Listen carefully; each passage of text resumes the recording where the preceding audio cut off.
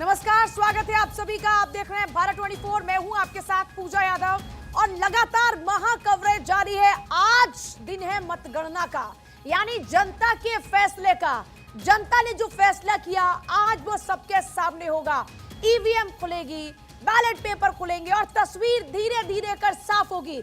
8 बजे से मतगणना शुरू हो जाएगी, पहले बैलेट पेपर और उसके बाद में ईवीएम की काउंटिंग शुरू होगी और दोपहर तक लगभग तस्वीर साफ होने लगेगी। 5 राज्यों में हुए विधानसभा चुनाव में 4 राज्यों की तस्वीर आज साफ हो जाएगी। मिजोरम के लिए कल का इंतजार करना होगा, लेकिन ये बड़े महत्वपूर्ण राज्य हैं। चाहे आप मध्य प्रदेश की बात करें, राजस्थान की बात करें, छत्तीसगढ़ की बात करें या फिर बात करें तेलंगाना की, 2024 के चुनाव से पहले इसे लिटमस टेस्ट के तौर पर देखा जा रहा है। इसे सत्ता का सेमीफाइनल माना जा रहा है। सत्ता के सेमीफाइनल में कौन मारेगा बाजी, किसका रहेगा पलड़ा भारी, जनता ने किसके वादों पर किया है भरोसा, जनता को किसकी बातें आई है रास, किसकी घोषणाओं में लगा जनता को ज्यादा बेहतर। और बड़ी खबर देखिए, 4 राज्य में विधानसभा चुनाव के नतीजे आज बस सबसे कुछ ही देर बाद का इंतजार है। एमपी छत्तीसगढ़ में वोटों की गिनती होगी, राजस्थान तेलंगाना में गिनती होगी और नतीजे आने शुरू हो जाएंगे। और सबसे पहले रुझान देखिए भारत 24 पर, सुबह 8 बजे से मतगणना शुरू होगी। लेकिन इस बीच देखिए बीजेपी दफ्तर की बात करें तो वहां पर वॉर रूम तैयार है। कांग्रेस दफ्तर की बात करें तो कार्यकर्ताओं का हुजूम नजर आ रहा है। ढोल नगाड़ों के साथ कार्यकर्ता वहां पर पहुंच चुके हैं। बड़ी खबर एमपी छत्तीसगढ़ को लेकर जानकारी, कांग्रेस नेता दिग्विजय सिंह ने इस बीच किया है ट्वीट और कांग्रेस नेता दिग्विजय सिंह ने कांग्रेस के उम्मीदवारों को दी है शुभकामनाएं। कांग्रेस के पोलिंग एजेंट सचेत रहे दिग्विजय सिंह, तो सचेत भी करें, निष्पक्ष मतगणना करवाएं, उनसे ये अपील भी कर रहे हैं। ये बड़ी खबर है इस वक्त की, दिग्विजय सिंह का ये ट्वीट। कल दिग्विजय सिंह कह रहे थे कि एग्जिट पोल चाहे कुछ भी कहें, सरकार तो हम ही बना रहे हैं। अब सरकार किसकी बनेगी, बस कुछ ही देर का और इंतजार है। तस्वीर साफ होने लगेगी कि जनता का फैसला क्या कुछ रहा। इस बीच नेताओं के दावे भी लगातार रहे और तमाम मेरे सहयोगी इस वक्त बने हुए हैं चप्पे चप्पे पर। भारत 24 के संवाददाता तैनात हैं। अक्षरा इस बीच कांग्रेस दफ्तर में मौजूद हैं, आनंद बीजेपी दफ्तर पर मौजूद हैं, केशव झा बीआरएस ऑफिस में मौजूद हैं, कन्हैया शुक्ला रायपुर से हमारे साथ जुड़ रहे हैं, अमर सदाना रायपुर से जुड़ रहे हैं, अखिलेश सोलंकी भोपाल में इस वक्त मौजूद हैं, अनिल बैरागी इंदौर में इस वक्त मौजूद हैं। मेरे तमाम सहयोगी का रुख करते हुए अनिल बैरागी, जल्दी से इंदौर की क्या तस्वीर अब से कुछ ही देर बाद, क्योंकि काउंटिंग शुरू होने वाली है और दिग्विजय सिंह क्योंकि ये कह रहे हैं कि पोलिंग एजेंट जरा सचेत रहें, नजर रखें, तो तैयार है उनकी पूरी फौज क्या? अखिलेश सोलंकी का रुख करते हुए, अखिलेश, पूरी टीम तैयार है। दिग्विजय सिंह अपील कर रहे हैं कि सचेत रहना, निष्पक्ष होनी चाहिए मतगणना।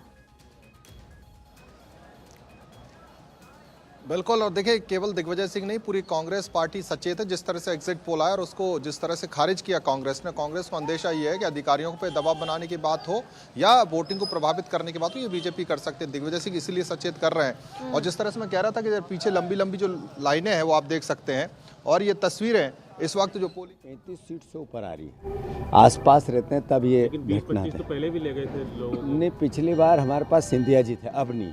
सिंधिया जी कह रहे हैं कि फिर से बीजेपी की सरकार बन रही है, मोदी जी और शिवराज जी के विकास कार्यों पर लोग आशीर्वाद देंगे, वोट देंगे। किस विकास कार्य की वो बात करते हैं उसकी, जिसमें देश सबसे बड़ा बेरोजगार हो गया, आर्थिक करप्शन में हम नंबर 1 हो गए, कर्जदार में हम नंबर 1 हो गए। उनका विकास हुआ है, सिंधिया जी का विकास हुआ है, बिल्कुल वो मंत्री बने। उनके लोग अब वापस, कई को टिकट नहीं मिले, कई हार जाएंगे, सरकार आएगी नहीं, सब रोड पे हैं। सिंधिया जी का विकास जरूर हुआ। सुमित्रा महाजन ने भी कहा कि कमलनाथ जी और दिग्विजय सिंह ने पूरी ताकत से, मेहनत से चुनाव लड़ा है।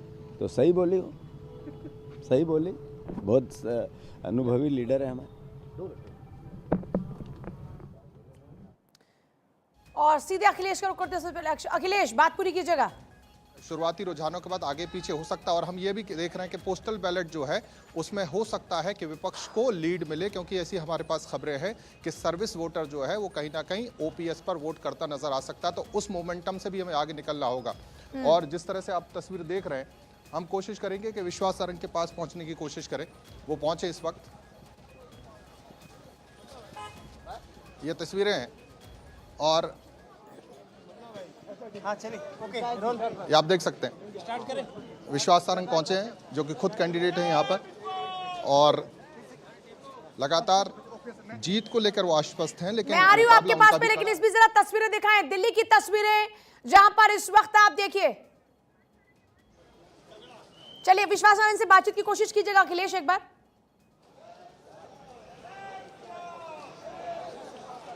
बिल्कुल हम कोशिश करेंगे, लगातार मीडिया से वो घिरे हुए हैं, उनसे हम बात करने की कोशिश करेंगे। आपके आते ही नारे लगे जय श्री राम के, यहाँ पर जय श्री राम, हम सबके साथ हैं, उन्हीं का तो भरोसा है। 150 पार।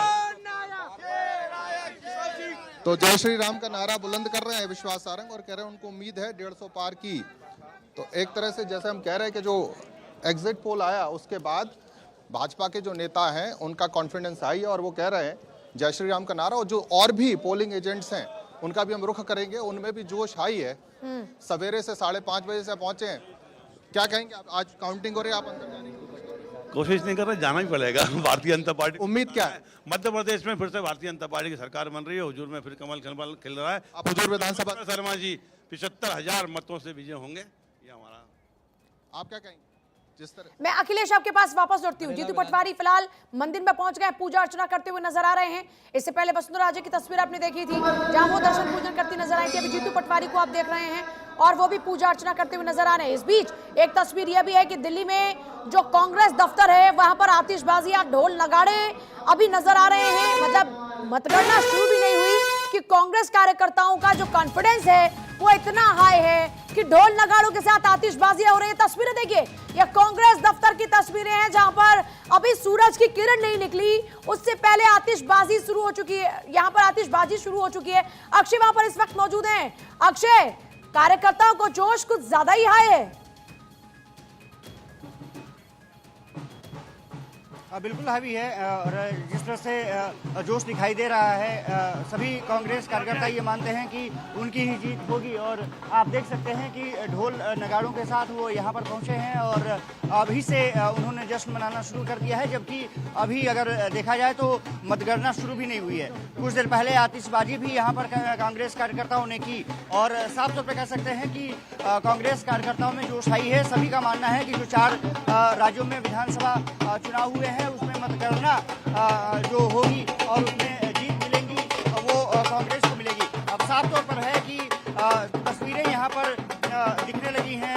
जश्न में डूबे हुए कार्यकर्ताओं को विश्वास है कि कांग्रेस जीतेगी, लेकिन अभी मतगणना शुरू नहीं हुई तो उसका इंतजार जरूर करना चाहिए। कहीं ऐसा न हो कि ये सिर्फ मसाला बन करके रह जाए। और आप देख सकते हैं आतिशबाजी जो हुई है, अभी भी कुछ तस्वीरें ऐसी हैं जो दिखती हैं कि किस तरह से कांग्रेस कार्यकर्ताओं ने यहाँ पर आतिशबाजी की है। पटाखे यहाँ पर आपको दिख सकते हैं।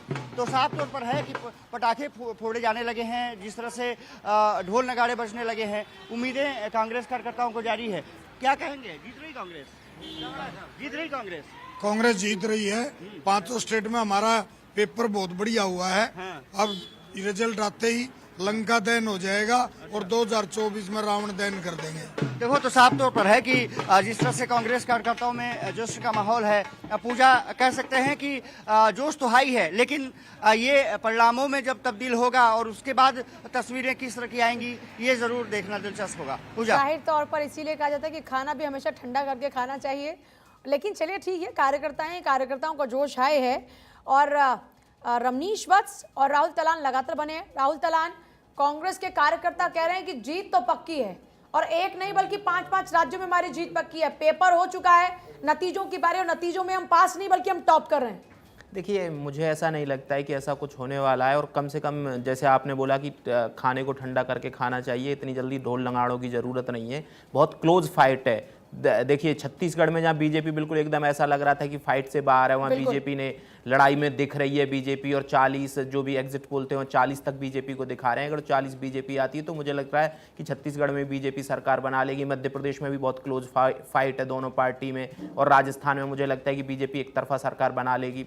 तो ये सारी चीज़ों पर ध्यान देने की ज़रूरत है हम सबको। और जैसे तेलंगाना में हो सकता है कि तेलंगाना एक ऐसा राज्य है जहां से मुझे लगता है कि कांग्रेस के लिए बहुत ज़्यादा खुशी आने वाली है। और एक छत्तीसगढ़ एक राज्य ऐसा है जहां खुशी आ सकती है उनके लिए। मध्य प्रदेश और राजस्थान दो ऐसे राज्य हैं जो राजस्थान बीजेपी के लिए जाएगा, जो क्लैरिटी है उसमें बिल्कुल जो मुझे लगता है। और मध्य प्रदेश में बहुत फाइट है और हमें ये भी देखने की जरूरत है मध्य प्रदेश में जो छोटी छोटी पार्टियां, जैसे बीएसपी लड़ी वहां और समाजवादी पार्टी लड़ी और गोंडवाना गणतंत्र पार्टी, तो इन्होंने अगर जो थोड़ा भी डेंट दिया होगा कांग्रेस को, तो कांग्रेस सत्ता से बाहर है मध्य प्रदेश में। और जैसे कि 2018 का हमने चुनाव देखा था कि बीजेपी को मत प्रतिशत ज्यादा मिले थे लेकिन सीट कम मिली थी। अगर जो कांग्रेस के मत प्रतिशत थोड़ा भी डाउन होता है तो बीजेपी सरकार बना लेगी और कंफर्टेबली सरकार बनाएगी मध्य प्रदेश में। रमनीश वत्स, ये कमलनाथ का ओवर कॉन्फिडेंस जो भी एग्जिट पोल के अंदर बढ़त दिखा रहा है बीजेपी को, या फिर बीजेपी के वाकई अपने काम, क्योंकि अपने काम से ज्यादा तो वहां पर कांग्रेस पर हमलावर रही है